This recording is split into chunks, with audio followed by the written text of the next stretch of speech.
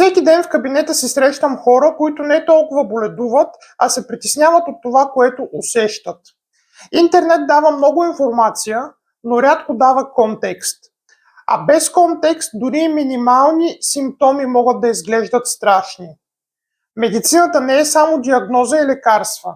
Тя е и обяснение, и спокойствие, и контекст. Това е идеята и на този канал.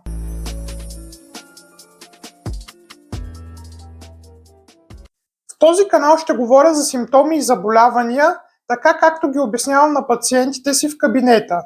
Спокойно, подредено и без излишно плашене.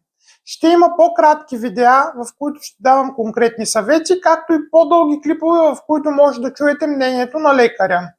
Разбира се, видеята имат само информативна цел и не заместват прегледа при лекар. Ако това е типът съдържание, който търсите, може да се абонирате и да следите канала. Надявам се видеята да ви помогнат да разбирате сигналите на тялото си. Благодаря ви, че гледахте. Бъдете здрави и до скоро!